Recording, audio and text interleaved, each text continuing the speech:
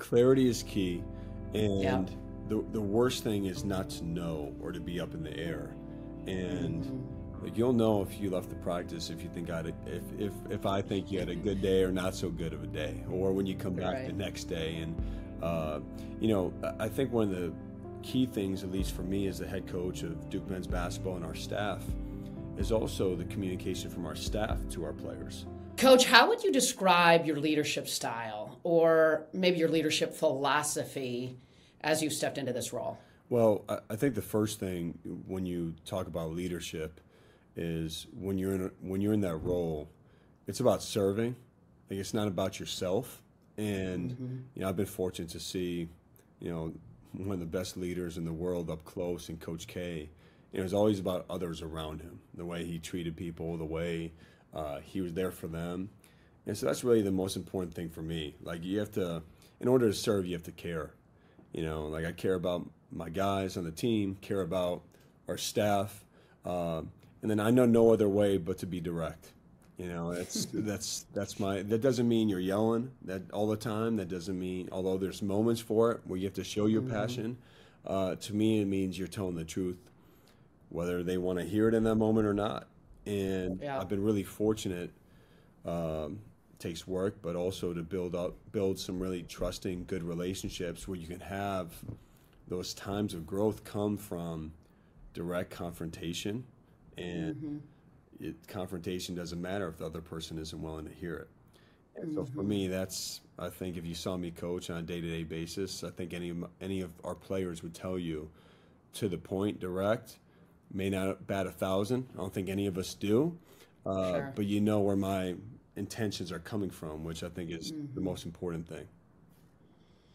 Yeah, no, I mean, at some level, to me, it's so important. That level of clarity is a little bit of the word I'm hearing, Coach, right? That you create a tremendous sense of love and connection, but clarity relative to the feedback that you're providing your guys, I'm sure consistently, right? Through spending time with them. Clarity is key, Yeah. and the worst thing is not to know or to be up in the air. And like you'll know if you left the practice if you think if I think you had a good day or not so good of a day, or when you come back the Right. next day. And I think one of the key things, at least for me as the head coach of Duke men's basketball and our staff, is also the communication from our staff to our players. So it's one thing for me just to be saying something, but it's another thing if the staff isn't echoing the same message. And Sure. so the amount of time it takes for our staff to communicate, be on the same page, attack different issues with our players, we want them hearing the same message. We have a saying in our program: it's one vision. It's not my vision. It's not your vision. It's our vision, and it's one vision. And that means doesn't mean we agree all the time. Sure. That's okay, but you do have to respect when a coach is telling you something or a teammate is telling you something. You have to respect where they're coming from, and then we got to get there where we are on the same page. Yeah, yeah, no, I love it.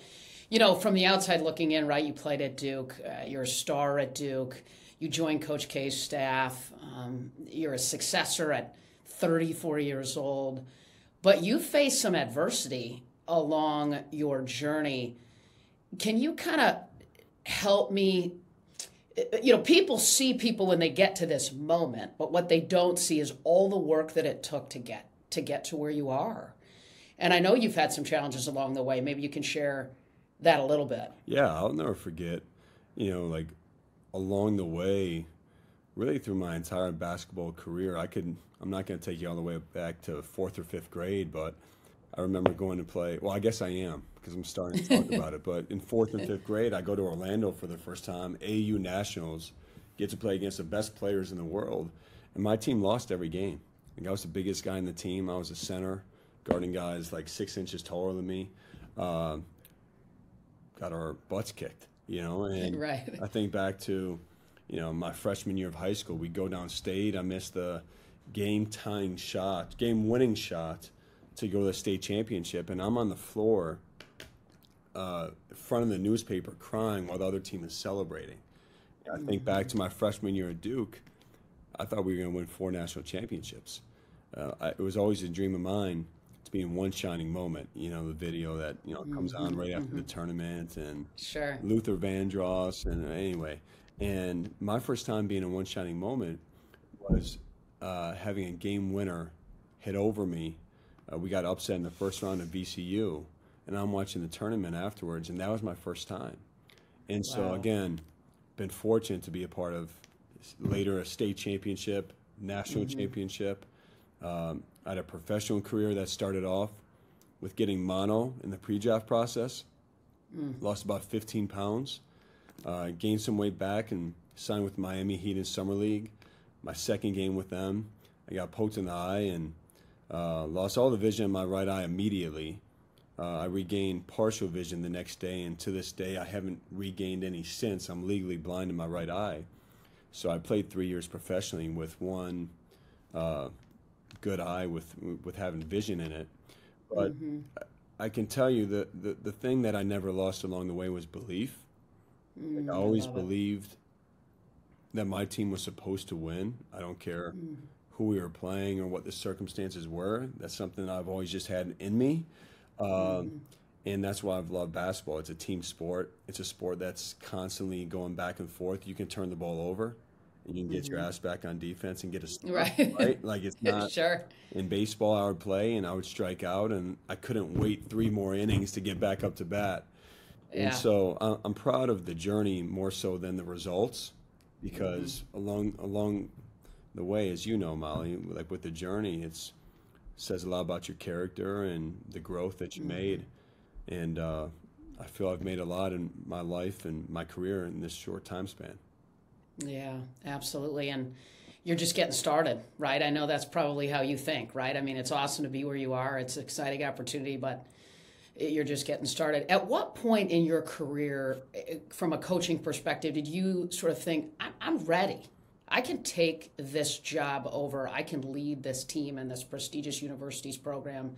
I can do this. At what point did you feel that way? It was, I would say, first of all, that's a great question. I've never been asked that before. And I think you can feel you're ready when you're standing on the sidelines.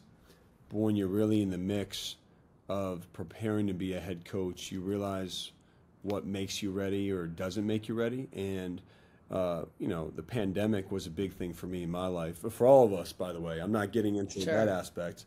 But Right. what it did for me is every day I spent time, I hired a consultant, a coaching consultant, where we dove into my weaknesses and blind spots as a coach, my strengths. We mapped out what a potential staff would look like for me. I did mock interviews. I developed my own offensive playbooks and defensive playbooks. And really just tried to imagine myself, what would I do here? And the next year I did a couple of head coaching interviews, didn't get the jobs. The following year I did a couple more, missed out on them. And then a month later, Coach K said he was retiring and Duke opened a search. And that season before I did those interviews and then Coach K said he was retiring, I felt ready. Like, I just felt ready. I didn't think it would be at Duke because I was told that would never happen, and you had to go somewhere else first. But I felt ready to become a head coach. And then going through the interview process here, I just felt like I knew it as well as anybody.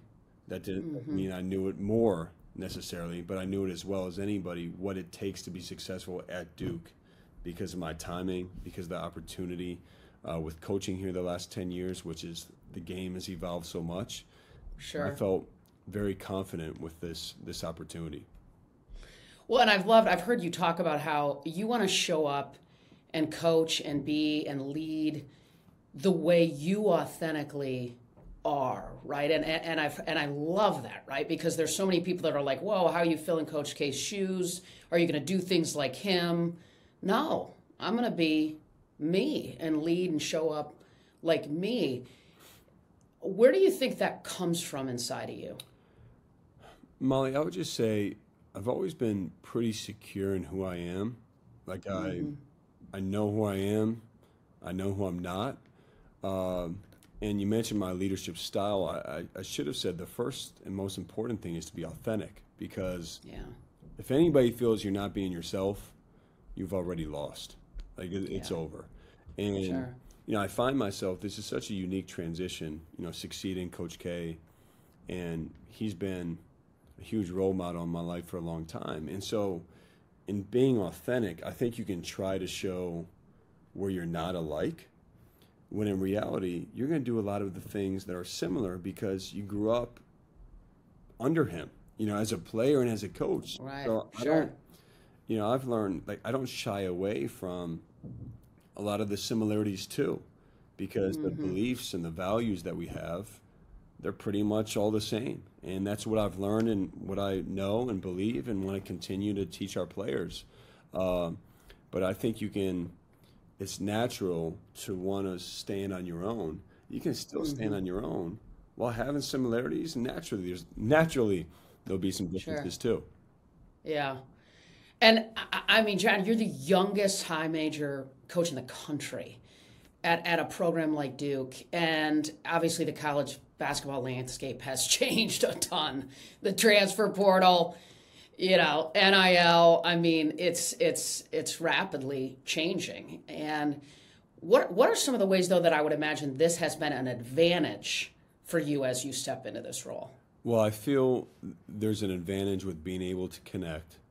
I played recent enough, and I was a good player where I can get out there on the floor and have a different type of connection with our players. But also far enough removed, I'm not trying to be a player anymore. Like that's not. I'm sure you post them up a little bit, don't you? Yeah, well, every now and then. Just show them I still got a little something, man. Yeah, I still have to get out there and beat them in some shooting games, or once in a while some one-on-one, which isn't a good game for me against our guys anymore. I need other players on the court to help. Yeah. But that definitely has been a big advantage for me. I'm not saying I listen to the same music, because I don't, but being able to relate it in a different way is something that has been an advantage. I think the tough part with it is you can want to be liked when you're a younger coach. And, I'll never forget, I had the privilege of spending a little time with Sean McVay. And, I've really admired him, what he's done at a young age in the NFL. And he said he had to really learn how to have direct communication, direct feedback. And that doesn't mean, look, it's the cost of leadership. You're going to be not liked at times, or someone's not going to like what you have to say, but they will respect if you're telling them the truth at the end of the day. And that's something that doesn't just happen overnight, but I do feel I've really put a lot of time and energy into not just, again, caring, connecting, relating is important. That's so important, but you also have to give them direct feedback when they need it the most. Do you think it's important as a leader to have non-negotiables? Yes. There has to be, not on everything. Like I am big on our players having ownership for the outcome of the season, the team. Oftentimes through a practice, I'll just call out to our leadership, like, where are we at? Like, what are we doing? But as far as the way we play, how we live off the court, of course, there are non-negotiables with the way we represent our program, represent ourselves, and telling each other the truth, but not a lot. I'm more along the lines of less is more. If you have 15 things and your players can only name 7 of them, all right, we probably have too many things. But I'd rather have, 2, 3, 4, depending on the year. Last year we had 4 of them, and here's what we're going to do. Yeah, I love it. As you look back at your first year as head coach, what were some of the lessons? What are the things that you're pulling from last season that you would say, you know what, I'm tweaking this season, the way I show up as a leader with my guys, all of that? It's a great question, Molly. And for me, it starts with, what did I learn? It starts with myself, our staff, our team. We're a tough group. We went through a ton of adversity last year. We 2 of our best players got hurt in the preseason. Actually, a third went down for a shorter period of time, got knocked back throughout the year, and really stuck together. and had a great run to end the season with the ACC championship. We lost in the NCAA tournament sooner than we would have liked. We would have liked to make a run and had a chance to win the whole thing. But I was really proud of the mental fortitude that our team showed, our program showed. That to me is what Duke is all about. Duke basketball is all about as well. And then as far as there's some basketball things I could get into of the way we defend, offense, defense. There's always a deep analysis we take and build on. But for me, it's the mindset. I wanted us to be the aggressors more. I felt like we reacted. And this spring, this summer, this fall, this preseason, we've talked a lot more about being the aggressors. Like, we're going to be the ones that dictate the way this game is played. And that to me is a big lesson from last year. Yeah, it's to me, I think so often, and you hear coaches talk about this, athletes talk about, you learn more sometimes from the tough moments than the great ones, right? And what's your process relative to, is it the same after you win as after you lose, after a great season, after a not so great? Because to me, one of the things I think coaches, the best coaches, do well is they recover from adversity really fast, and they get their guys to do the same. How do you do that after a win, after a loss? What's your approach? I am so quick to move on. Like I have, I was taught here when I was 17 years old, you have to have next play mentality. And I always have next play mentality. Now, that doesn't mean you're not learning the lesson from the game. We'll always watch film. Most of the time, we'll always give feedback unless it's a unique case where we have to move on quickly. I'll always analyze myself before analyzing the staff, team, players, because I hope I never change. Like, I always, if you're not looking in the mirror, with how you can get better, something's wrong. Sure. But it's next play. I don't care if it's a win. I don't care. Look, the honest answer is that losses stay with you longer. Like after wins, you're, not to say I wasn't happy, like I was happy, but losses, I wish it wasn't this way, but they stay with you. And so you have to force yourself to have next play and to move on. And it's not where you put all losses over here, all wins over here. I think each one is its own story. But I don't take losing well. You got to, I don't know how else to say it to you. I don't. Well, I mean, I think oftentimes people, what motivates guys is sort of the fear of losing, I think sometimes more than the desire to win. You get different answers from guys, but it feels like a lot of times you hear, I just don't want to lose. And for me, I'm sorry, Molly. Yeah, no, please. For me, I think that's a tendency you can have in this job is the fear of losing, particularly following Coach K. And when I found out I was getting the job, I promised myself two things. I promised myself, first of all, I was always going to follow my instincts and be authentically me, which you brought up and made an amazing point with. Like, I would never be able to live with myself if I wasn't me. And then the second thing was, I was not going to play to lose. Like, you cannot play to lose. I was going to play. I want to hit a home run. I want to hit a grand slam. There are times you got to hit singles too. And a bunt to get on base. However you have to win, I'm not going to play to not strike out or to because you've already, I made this comment to you before, you've already lost. And so for me, it's not the fear of losing, but it's the drive to want to win all of them. And even though if that's not realistic or tough to do, you still strive for that. Yeah. Well, I played tennis at Michigan State, John, and whenever I would show up for a match and play not to lose, you start pushing the ball. I know you and your guys got into tennis a little bit this offseason, I heard. We did. And you can't show up and sort of play not to lose. You start pushing the ball and you get crushed, right? So I'm sure the same transcends sport. By the way, I have so much more respect for tennis players after getting out on the court and trying to, are you kidding me? How easy you guys make it look? Like, that is, I've already switched to pickleball, Molly. Like, I'm done. Have you? Yeah. Well, hey, pickleball's pretty awesome too, man. I have too. I feel like a little bit of a traitor, but it's an absolute blast. It's a blast. Tell me this, do you have, I would imagine, what are some of your go-to sort of team building tools, if you will, as a leader to keep your guys connected? You know, Tom Izzo, a dear friend, always says a player-led team's better than a coach-led team. And so I would imagine sort of getting your guys connected is huge. What are some of the go-tos that you lean into? Well, it started this summer. We did a lot of teams take foreign tours. You know, they'll play games and do foreign tours. We did a tour, but we did it in the country, and we didn't even play any basketball. We did a Brotherhood CO tour. We went to Chicago this summer for a weekend. We did basically all team bonding and really let our guys spend time together. We had foreign players come back from our national championship team in 2015 awesome. to talk about what it meant for them to win, how they came together. We had different speakers, different leaders in the Chicago community talk to them about finance, about community and giving back, somebody from the world of private equity, and just giving them the space to be them and learn about each other. And then we've done something the last 2 years. A good friend of mine, his name is Mike Posner. He's a music producer, music artist. Mike has gone into a lot of different things. He's summited Mount Everest. He walked across America.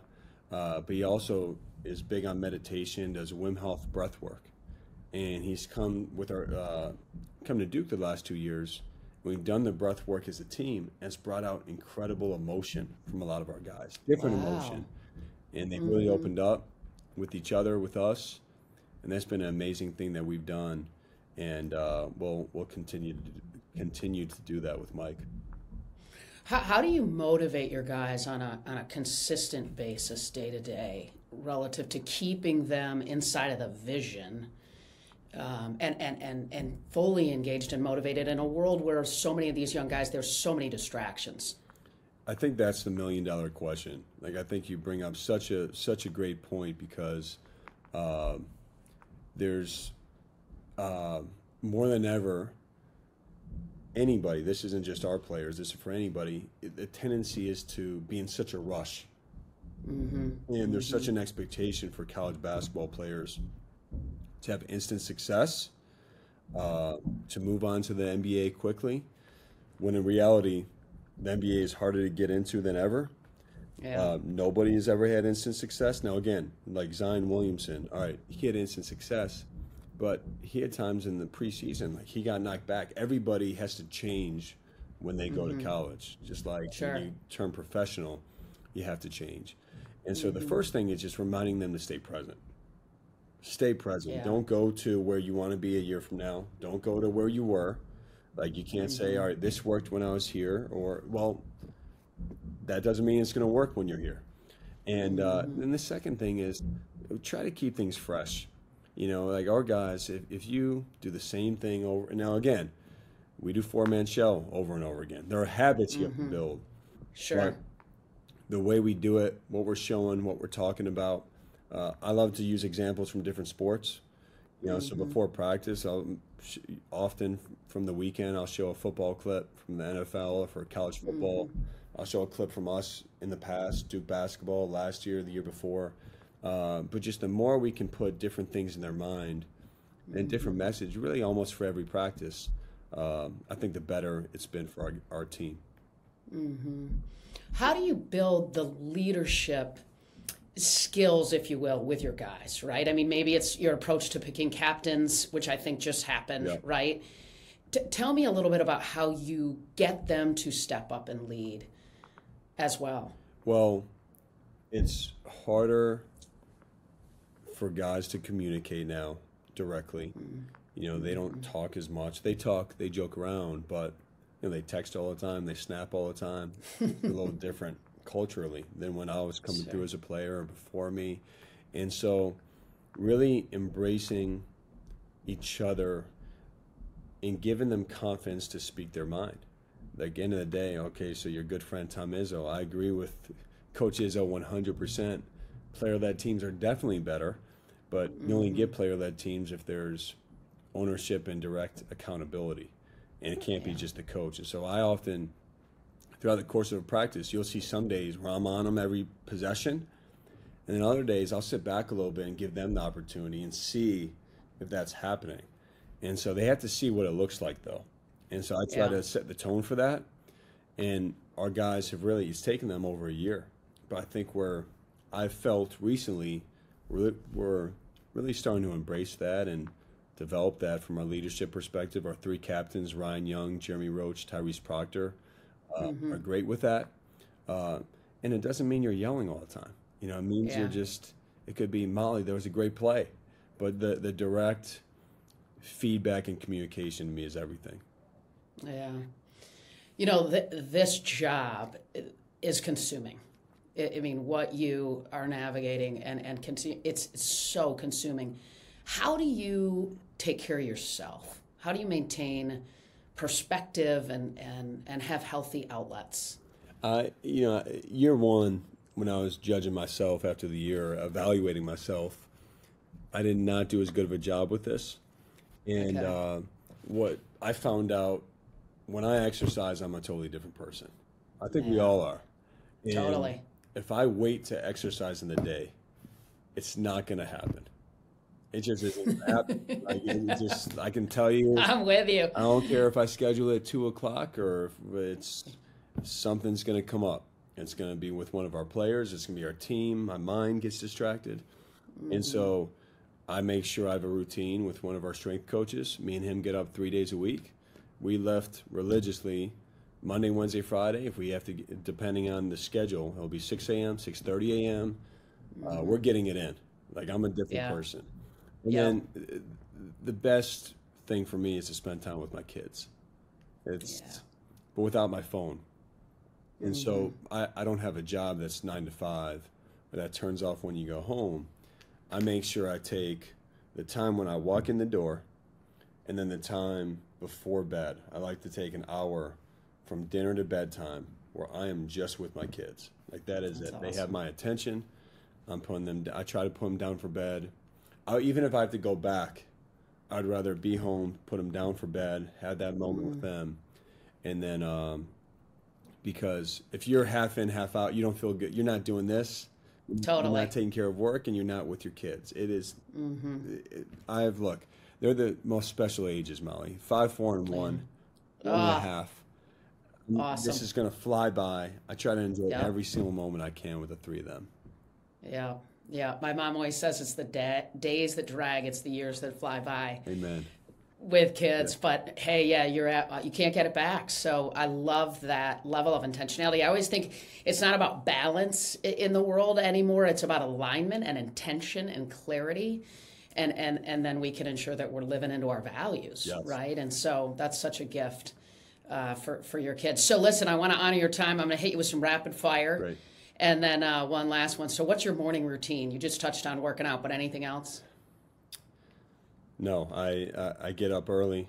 I get my lift in. I'll get my notes together for the day.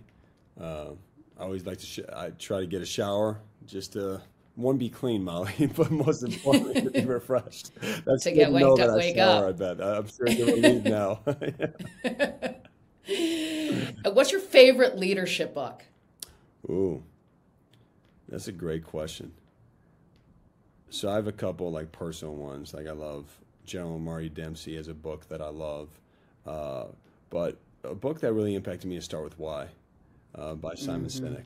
You know, Sure. it really changed my perspective on the order of things as you. I know it's rapid fire, but I would say that book Yeah. that Okay. changed my perspective on things from a leadership. That's awesome. That's awesome. What's your best piece of leadership advice? Uh,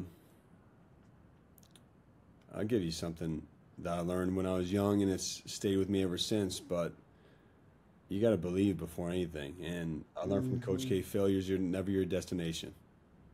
It's like you can have all the adversity in the world. You still have to believe that you're going to win. It's the Stockdale theory, you know. Yeah. It's Yeah. that to me is the inner belief that you're still going to win is the most important thing. All right, so your dream starting five, right? Like anyone, anytime, right? Your dream starting five. Who do you got? Starts with Michael Jordan for me. Okay. LeBron James, absolutely. Kobe Bryant, absolutely. Sure. I want the best shooter of all time is Steph Curry in there. He's also the same year as me, so I always have love for Steph and KD. They're keeping me young while they're still playing. I'm coaching. And then I do want a rim protector and somebody to complement those guys. And I'm going to go with Kareem. Yeah, I'm going to go There you with go. Kareem. Oh, wow. Yeah, Okay, wow. All all-time right. leading scorer besides LeBron. And Yeah, if he was in today's day and age, he'd be blocking shots, he'd be shooting threes, running the floor. yeah, But sure. that's my five. I love it. All right, so the show's called Game Changer. So who and what is a game changer who inspires you and why? It's my mom. It's my Mm, mom. Ever since I was young, she's been her and my dad have been there every step of the way. But her passion and fire is what's really she's passed down to me, and the ability to believe in yourself and the ability to believe in myself when hmm times been the hardest. She's been that person for me, and she's had an amazing passion for helping others, but also this special wisdom that has really been remarkable for me to see just how she can touch others, but also have a feel for people, which is to me what hmm this whole thing is about, is having a feel for people. So it's my mom, no question. I love it. Well, she's got to be proud watching you now. She better be, Molly. I don't know what. She's right. She's right. I'm sure she keeps you fired up, right? You got to No, now. Now the next thing, Mom wants you to win it all. Which, exactly.